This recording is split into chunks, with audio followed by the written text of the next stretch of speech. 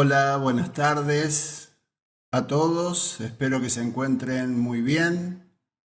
Muchísimas gracias por sumarse a esta nueva emisión de esta serie de charlas que estamos dictando desde Espacio Deva.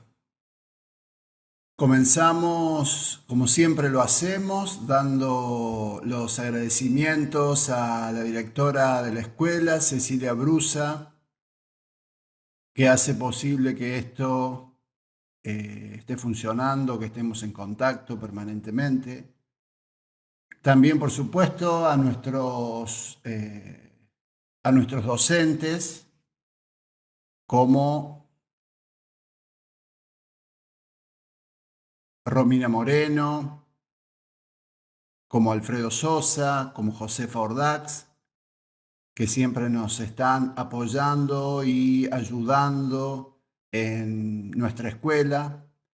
Y por supuesto también a nuestros alumnos, que son los que hacen posible que nosotros estemos aquí y en esta oportunidad charlando acerca de estos temas que nos interesan. Muchísimas gracias a todos los que se están sumando en esta transmisión. Hoy vamos a comenzar con una nueva charla que seguramente nos va a demandar algunos encuentros, porque como vamos a observar, es un tema recurrente para la práctica de Tai Chi Chuan y de Qigong, y lo que vamos a trabajar, de lo que vamos a hablar en esta oportunidad, es acerca de la autoconciencia en el movimiento cuando realizamos la práctica de Tai Chi Chuan y de Qigong. Vamos a ver entonces de qué se trata. Cuando uno de los aspectos fundamentales y claves que nosotros tenemos presente cuando estamos realizando la práctica es el control corporal, es decir, tener conciencia de qué estamos haciendo cuando tenemos que realizar determinado movimiento. Y nos va a servir de ayuda en este recorrido este estudioso que fue Feldenkrais, y en base al método que él había propuesto, vamos a tratar de aprender de qué modo se puede aplicar estos conocimientos en la práctica de Tai Chi Chuan y de Qigong. El sistema, el método se basa fundamentalmente en lo que estamos refiriendo, que es la autoconciencia que cada uno de nosotros podemos llegar a tener acerca de los movimientos que estamos realizando. Y los tres aspectos claves, los tres aspectos más relevantes que nos podrían servir a nosotros como eje para la práctica serían los siguientes a tener en cuenta. En primer lugar, tendríamos que tratar de eliminar todos aquellos movimientos que podríamos denominar como parasitarios, es decir, que se suman al movimiento que nosotros queremos realizar en ese momento. Es decir, cuando estamos efectivamente elevando un brazo, por ejemplo, en alguna práctica, ¿qué otros movimientos más que no son necesarios, que son justamente parasitarios, estamos añadiendo a esa simple acción o a esa única acción? Ese sería uno de los aspectos que vamos a tener en cuenta. El otro aspecto también relevante, tendríamos que tratar de encontrar cuáles son los principios que nos ayuden y que van a facilitar a tomar autoconciencia sobre los movimientos que realizamos. Y en tercer lugar, tendríamos que tratar de descubrir la dificultad que a cada uno de nosotros nos provoca cambiar un hábito en un movimiento, cambiar un hábito en una postura.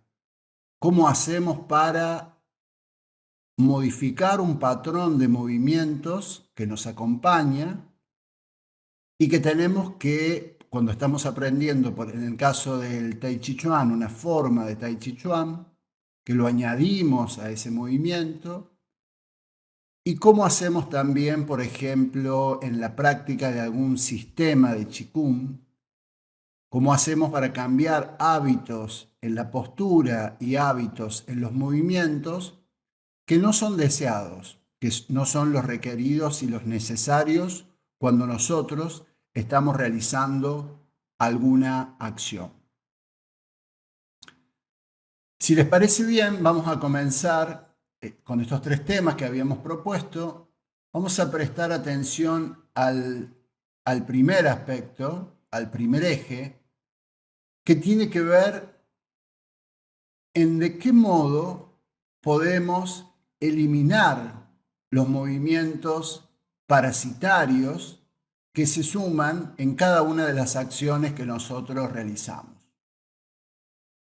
Podemos llegar a pensar, por ejemplo, que desde un punto de vista ideal, lo ideal sería cuando nosotros estamos realizando una práctica, lo ideal de un movimiento, lo ideal de una acción que nosotros realizamos, es cuando en esa acción, en ese movimiento, eliminamos o directamente no los mostramos, inhibimos cualquier otro elemento extra que se sume con relación a ese objetivo que nosotros nos proponemos. Podemos decir entonces que un experto sería aquel que solo hace los movimientos que quiere, respondiendo sus actos a un motivo claro y exclusivo. Vamos a poner un ejemplo que nos puede llegar a ayudar. En la práctica de Tai Chi Chuan, cuando nosotros estamos haciendo un movimiento, como puede ser un movimiento clásico de Tai Chi Chuan, que es cepillar la rodilla y empujar. En ese movimiento nosotros perseguimos un doble objetivo. Por un lado, estamos repelemos un movimiento con la mano, y con una mano, y con la otra mano lo que estamos haciendo es empujando a ese compañero, ese adversario, al cual estamos haciendo la aplicación. Y en ese movimiento que nosotros tenemos que hacer, como es bastante frecuente en la práctica de Tai Chi Chuan y de Qigong, que nosotros tenemos que elevar los brazos, girarlos, rotarlos, hacer movimientos espiralados. Muchas veces cuando subimos demasiado el brazo, tenemos la tendencia, por ejemplo, a elevar un hombro. O cuando hacemos el empuje con una mano, el codo suele quedar hacia afuera en vez de quedar alineado con el cuerpo. En el caso de Qigong sucede exactamente lo mismo. Con cualquier movimiento, como por ejemplo ajustar el chi en el Tantien, casi que es el primer movimiento de muchos de los sistemas de Qigong, que nosotros rodeamos una esfera por delante de nuestro cuerpo. En este movimiento también podemos, cuando estamos llevando las manos hacia arriba, llevamos los hombros hacia arriba. Y cuando bajamos, hacemos una fuerza excesiva o trabamos los codos. Todos estos pequeños detalles que se suman, estamos hablando nada más ahora que de las manos, de los brazos, pero en cada fragmento de nuestro cuerpo, en cada porción de nuestro cuerpo, en cada conjunto de articulaciones en las cuales nosotros nos proponemos realizar determinado movimiento, hay muchos movimientos que se suman y que son innecesarios. Es decir, que no tienen relación con el objetivo que nosotros nos proponemos en ese caso. Esto es relativamente fácil decirlo y hasta muy sencillo y simple de comprender, pero trasladar esto en la práctica realmente es un desafío importante. ¿Y por qué es tan difícil?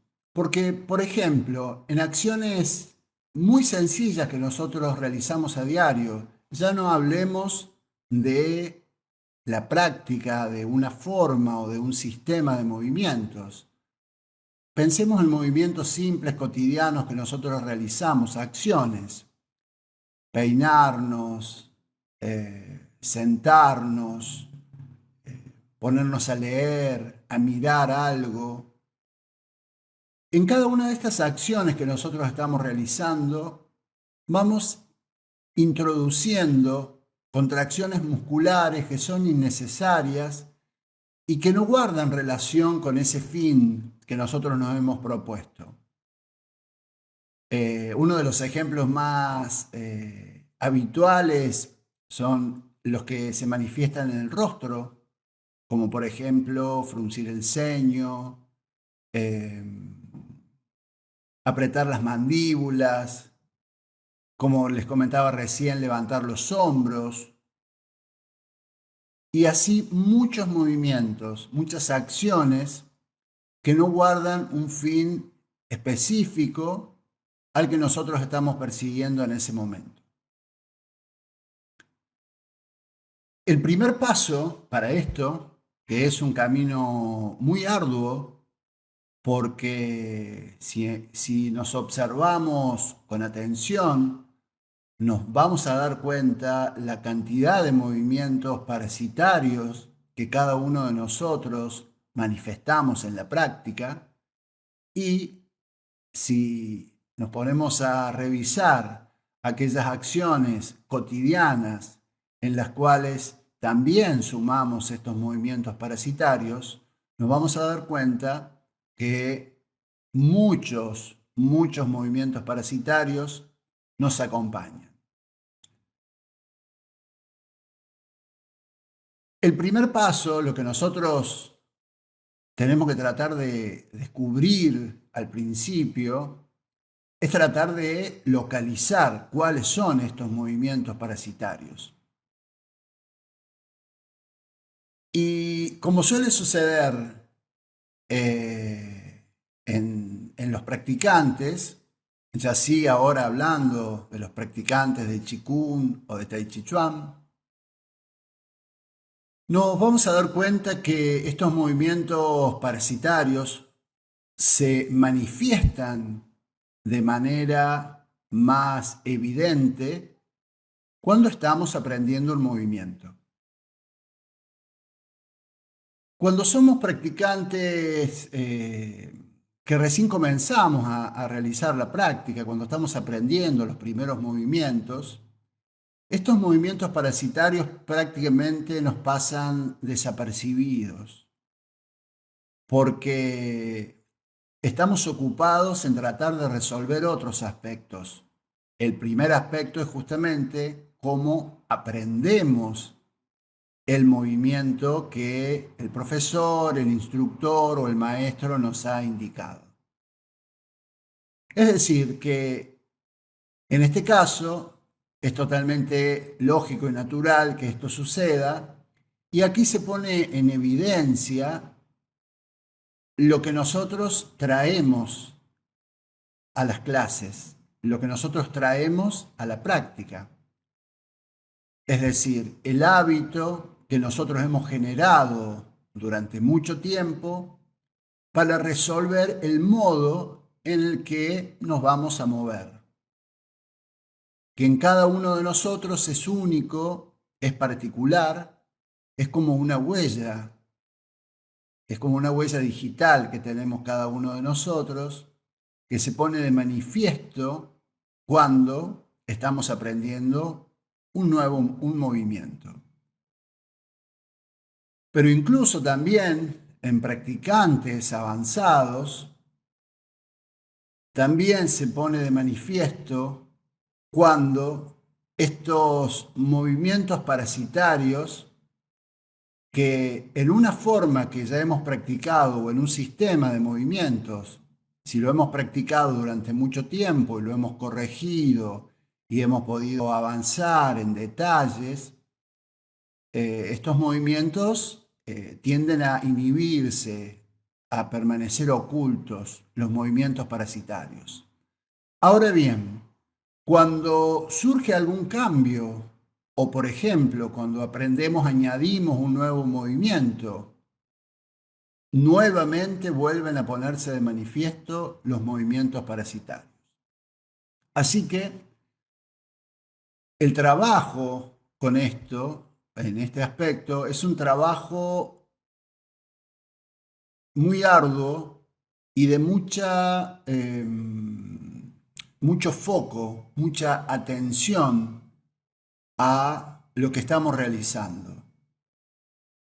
Es por eso que decimos que al principio, cuando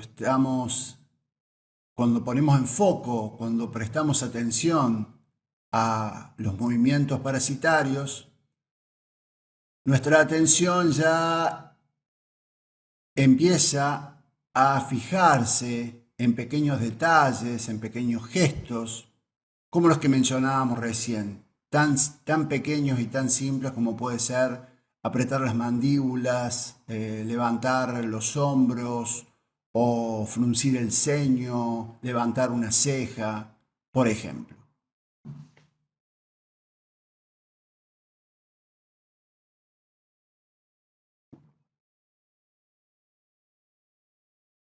Si a muchos de nosotros nos sucede que en nuestro caso, en nuestra experiencia personal y también cuando observamos a otros practicantes, cómo vamos introduciendo gestos que resultan muchas veces innecesarios y que muchas veces estos mismos gestos son contradictorios con el objetivo que nosotros nos proponemos.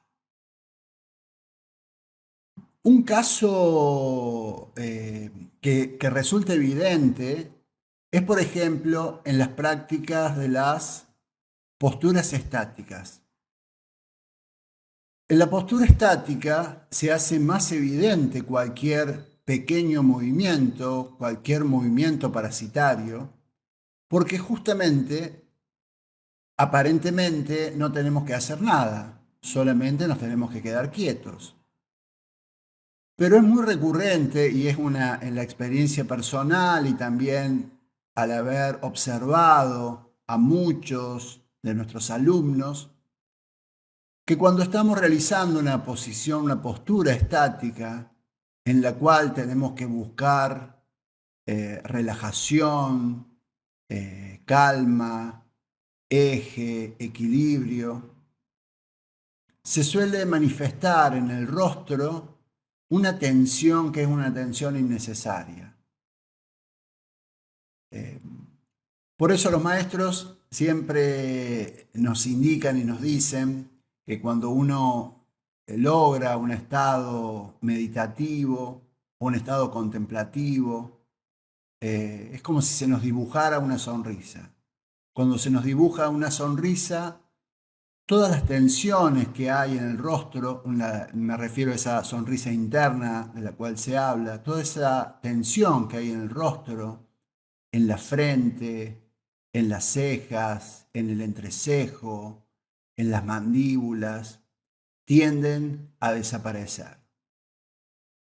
Entonces, justamente, y como un ejemplo más claro de todos los movimientos innecesarios que nosotros hacemos cuando estamos realizando la práctica, se evidencia todavía un poco más cuando realizamos una postura estática. Y así como hemos indicado con el rostro, podemos decirlo también respecto de los distintos segmentos de nuestro cuerpo, en las distintas articulaciones, en la posición de las manos, en la tensión a veces innecesaria que alojamos en algunas partes de nuestro cuerpo, como suelen ser las muñecas, la zona lumbar, la zona cervical y tantos otros lugares más. Entonces vamos a prestar atención a qué es lo que estamos haciendo y yo les propongo que el camino en la primera etapa,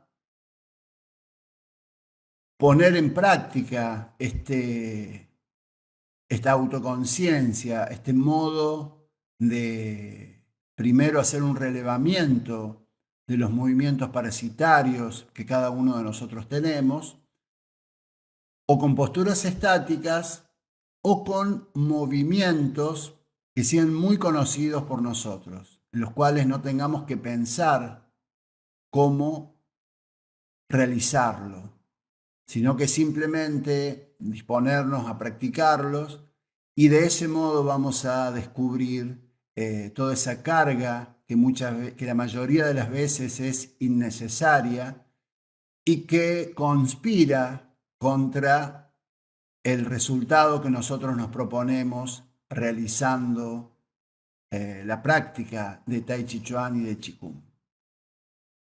Si bien, como decíamos recién al comienzo, cuando nosotros estamos aprendiendo un movimiento, cuando nos enseñan un movimiento, nuestro objetivo, el primer objetivo que perseguimos, es tratar de reproducir de la manera más fiel posible aquellos movimientos que realiza nuestro profesor, el que nos está enseñando ese movimiento. Pero si nos volvemos un poco más detallistas, nos vamos a dar cuenta que al principio, si bien lo que queremos aprender es la mecánica del movimiento para tratar de repetirla, para tratar de incorporarla a nuestra práctica con el movimiento que nosotros estamos realizando, si bien tenemos una ayuda de un profesor que nos puede llegar a decir alguna corrección general que tenga que ver con ese movimiento, alguna contradicción grande que tenga eso que estamos aprendiendo, nos suele suceder que cuando estamos aprendiendo de esa persona que estamos aprendiendo, no solo copiamos la mecánica del movimiento, sino que muchas veces también terminamos copiando esos gestos innecesarios que no suman al movimiento que estamos realizando. Por eso, este método que nos propone Feldenkrais nos hace revisar, nos hace poner en tela de juicio todo aquello que nosotros estamos ejecutando y esa idea de cómo creemos que lo estamos ejecutando. Porque una cosa es el movimiento que cada uno de nosotros realiza y otra cosa es lo que creemos que hacemos cuando realizamos ese movimiento. Cada uno de nosotros tenemos una idea de nosotros mismos cuando estamos haciendo algo, que lo hacemos de determinada manera, pero la mirada de la afuera, en este caso puede ser un profesor, un instructor, un compañero, nos puede llegar a indicar muchos aspectos que no tienen que ver directamente con el movimiento que estamos realizando. Entonces, si bien es importante y es uno de los aspectos que nosotros valoramos en la práctica de Tai Chi Chuan y Qigong, que es la repetición, repetir muchas veces los movimientos, solamente por el hecho de repetir el movimiento, no vamos a poder corregir estos movimientos parasitarios. Para eso tendremos que hacer un esfuerzo de revisar qué es lo que estamos haciendo y observarnos con más detalle.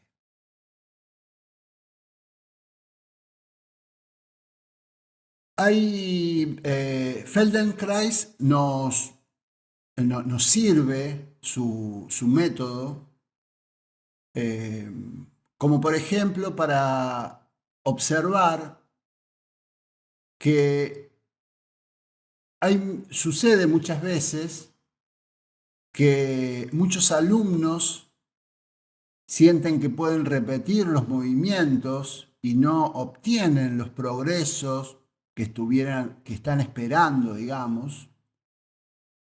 Y hay otros que sí, que sienten que ese avance ha sido mayor, por ejemplo, en el aprendizaje de un movimiento. Para el caso de Feldenkrais, él entiende que algunos basan su confianza solamente en la repetición de los movimientos, mientras que los otros basan su confianza en realizar un proceso de autoobservación permanente de lo que se está realizando. Y que de este modo, este segundo grupo va a tener la percepción de dar mayores avances en la práctica, en el aprendizaje del movimiento. Estamos hablando estrictamente de los movimientos. Si es que somos capaces de observar, revisar, como siempre decimos, realizar como un escaneo de nuestro propio trabajo, de nuestra propia práctica, para así poder sentir que podemos ir haciendo pequeñas modificaciones en lo que estamos realizando. Por supuesto que es muy importante la ayuda que podamos tener. Es muy importante, sobre todo al principio de la práctica, corregir posturas que pueden ser maliciosas para nuestra salud, poder localizar algunos hábitos incorrectos que cada uno de nosotros traemos, como decíamos al principio, solamente en el gesto, en la mecánica de peinarnos, introducimos movimientos innecesarios. Pensemos entonces que cuando nos están enseñando un movimiento, esto todavía se amplifica muchísimo más. Lo que estamos buscando en realidad es limpieza y depuración. Limpieza, que el movimiento resulte lo más limpio, lo más claro, lo más simple posible, porque en el movimiento justamente radica la simpleza de lo que estamos buscando. Y a su vez un proceso permanente de depuración de lo que estamos haciendo. Y esto se da con la observación permanente de en qué nos estamos equivocando. Y cuando hablamos de equivocarnos, es como lo manifiestan la mayoría de los maestros, que es justamente a través de el encadenamiento de errores que cada uno de nosotros tenemos, que vamos a ser capaces de limpiar y de depurar esa forma. Y para eso, por supuesto, necesitamos el acompañamiento de un profesor, de un entrenador, para que nos indique y nos haga consciente de muchos aspectos que habitualmente, naturalmente, no llegamos a percibir cuando estamos cuando estamos aprendiendo una forma o un sistema de movimientos. Uno de los ejemplos que algunos de los maestros manifiesta, por ejemplo, en la práctica de Tai Chi Chuan, pero también se hace evidente en la práctica de Qigong, pero en Tai Chi Chuan, que está asociado, que es un arte marcial, tenemos idea de que cuando estamos realizando un movimiento o una aplicación o que estamos dando un golpe, por ejemplo, tenemos que hacer fuerza. Y si bien hay un traslado de la energía que nosotros tenemos que hacer y poner en tensión determinados segmentos de nuestro cuerpo para poder llevar el puño, por ejemplo, hacia adelante para hacer un movimiento, en general sucede que en Occidente, y como nos han enseñado a nosotros, para hacer un movimiento como un golpe, tenemos que tensarnos. Y en este tensarse, en este ponerse duro, ponerse rígido, es donde estamos sumando gran cantidad de movimientos parasitarios que son los que nosotros tenemos que tratar de evitar.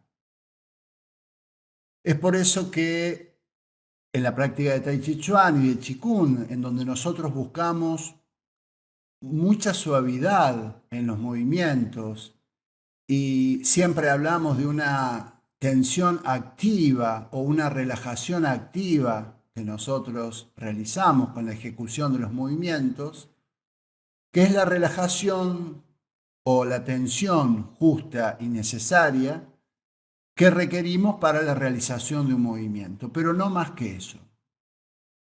Un ejemplo claro y concreto que siempre se hace evidente es el que mencionábamos antes respecto de levantamos una mano por arriba de nuestra cabeza y también levantamos el hombro. El hombro no tendría sentido, perdón,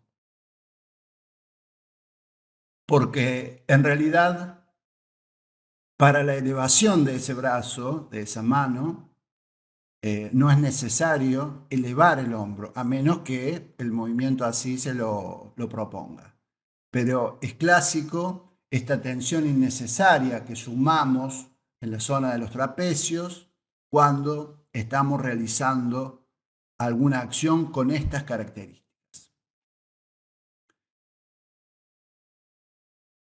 Entonces, y ya para ir cerrando y para finalizar esta fase de la charla, donde estamos conversando acerca de la autoconciencia del movimiento en la práctica de Qigong y de Tai Chi Chuan, que nos servimos y nos ayudamos con el método de Feldenkrais aplicado a nuestras disciplinas,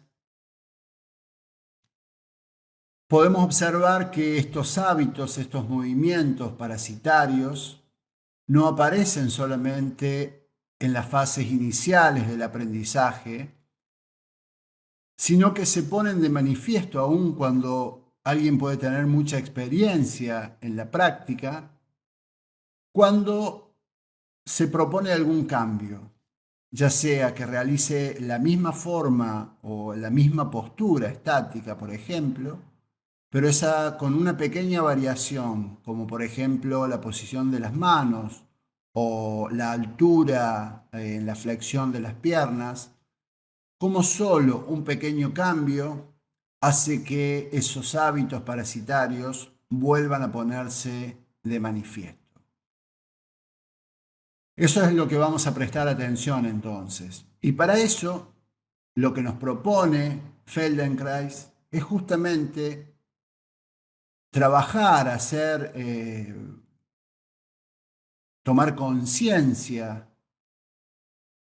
Él lo llama, en realidad, tomar autoconciencia de los movimientos que nosotros realizamos. Y para esto lo que tenemos que tratar de buscar es encontrar patrones de movimientos parasitarios, que son los que siempre terminan repitiéndose cada vez que nosotros estamos realizando un nuevo movimiento. Entonces tenemos para trabajar no solo en la práctica de Qigong o de Tai Chi Chuan, sino también en los movimientos que nosotros cotidianamente realizamos. Si tenemos la posibilidad de observarnos, nos vamos a dar cuenta, por ejemplo, cuando nos sentamos en una silla o nos incorporamos de una silla, cómo realizamos movimientos que no hacen al objetivo que perseguimos en ese momento. Entonces vamos a centrar la acción, vamos a centrar nuestra atención no solo en aquello que estamos haciendo, sino también en cómo estamos haciendo esos movimientos, en cómo realizamos esa acción y a ver si tenemos la posibilidad de encontrar algunos patrones de movimientos innecesarios que se suman a los que nosotros debemos realizar habitualmente. Bueno, muchísimas gracias a todos por habernos acompañado. Muchísimas gracias a todos aquellos que se han sumado en esta transmisión por Facebook de Espacio Deva. Y el agradecimiento permanente a todos nuestros alumnos de los instructorados y de los profesorados, y también a los del curso de monitor de Tai Chi Chuan y de Qigong, que permanentemente nos acompañan a aprender y a transitar este maravilloso camino de autoaprendizaje que es la práctica de Tai Chi Chuan y de Qigong. Espero que todos se encuentren muy bien y nos vamos a encontrar brevemente para continuar charlando acerca de la autoconciencia del movimiento aquí en Espacio Deva. Muchas gracias.